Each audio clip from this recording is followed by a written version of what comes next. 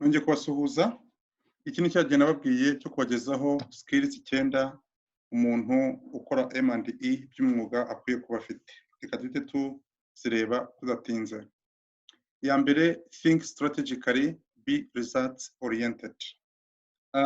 Ni mwibuke ko M&E function ibaho kugira ngo ifashe program cyangwa project kugera ku ntego zayo. Ubu bwabyo biravuga ko umuntu ukora muri monitoring evaluation agomba kugira strategic vision, akikorera umutwaro wa program ukoreramo kugira ngo azayifashe kugera ku nshingano zayo.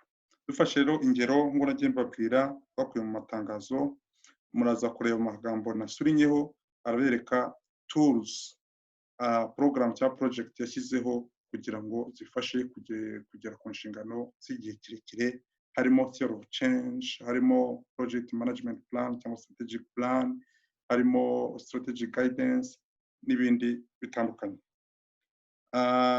Reka turebe skill ikurikiyeho niyo yitwa learn for adaptive management.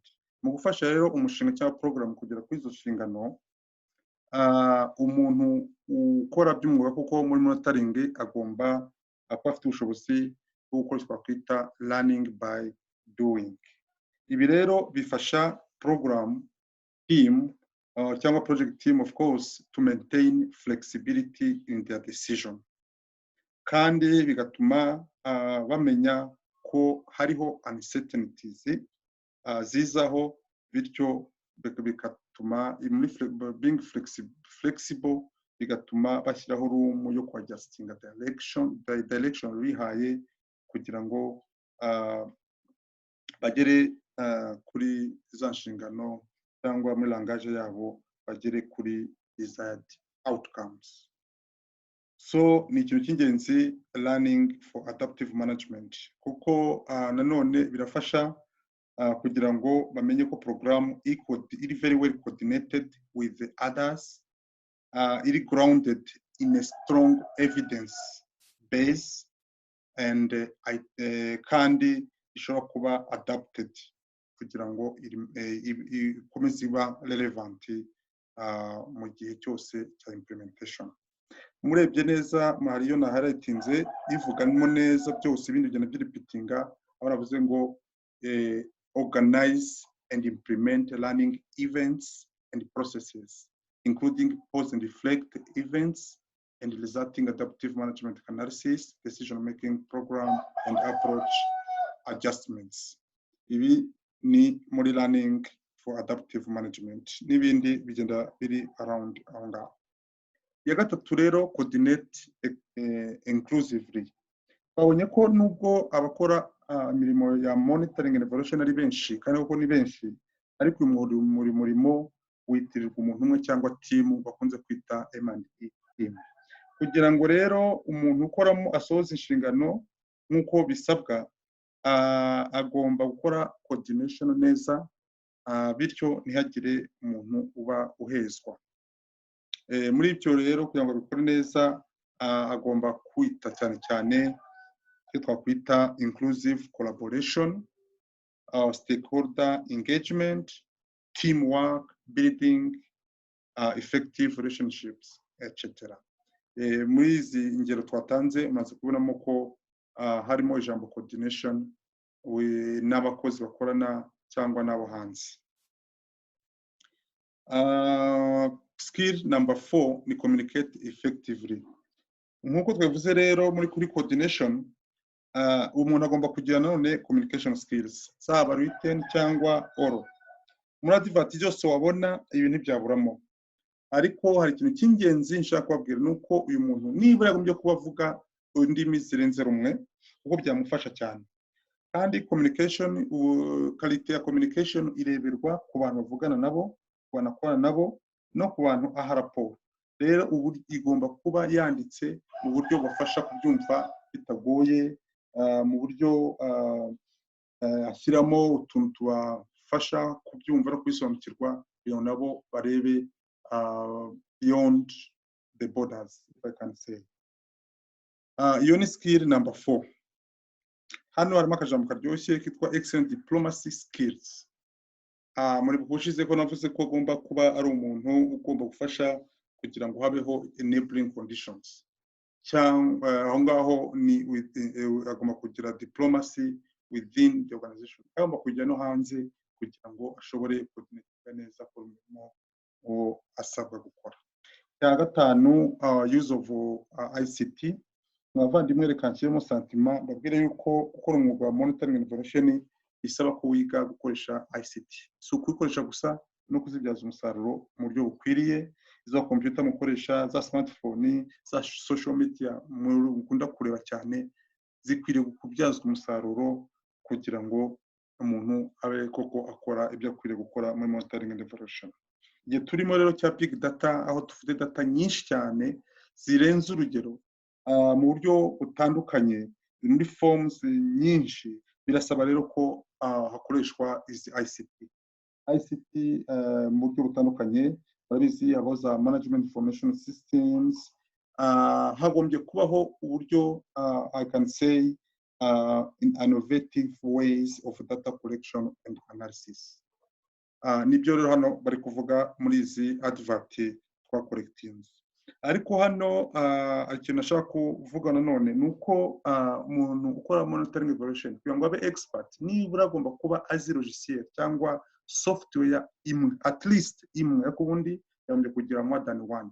Ariko twebwe tugira inama cyane cyane nibura amenye, niyo atamenya zira zindi zikomeye zigurishwa, amenye Excel.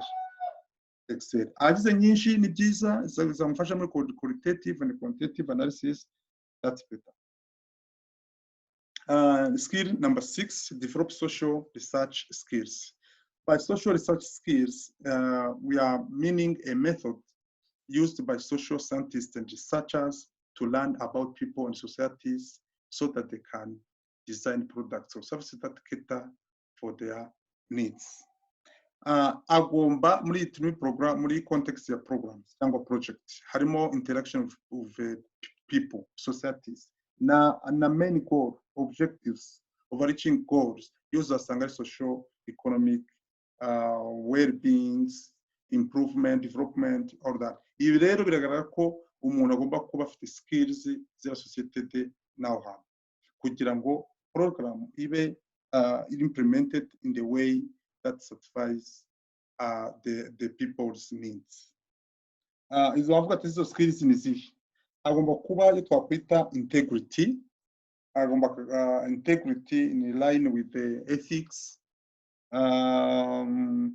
curiosity, commitment, originality, and passion.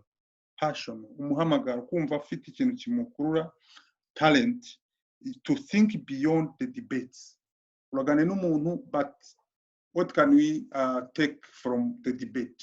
What is the real needs? Iyo kwazi umuturage akubwira mu bintu ngibi, ntabwo ibyo avuga benshi bari wegerageza kuba ufite ubushobozi bwo kureba beyond what is being said and think about other ways of explaining the same issue under investigation.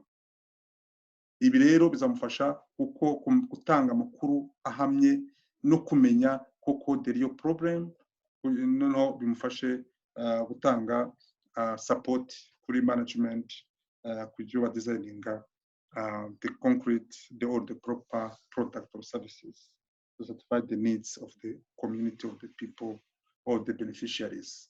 So nibyo tuvugamo hano muri izi ngero, excellent analytical skills coupled with proven ability in using visuals like graphs, charts, maps, and GIS. Na target evaluations, operation research. Nibyo ngibyo twavuga kuri social research skills. Reka dukomeze tugere ku ya karindwi.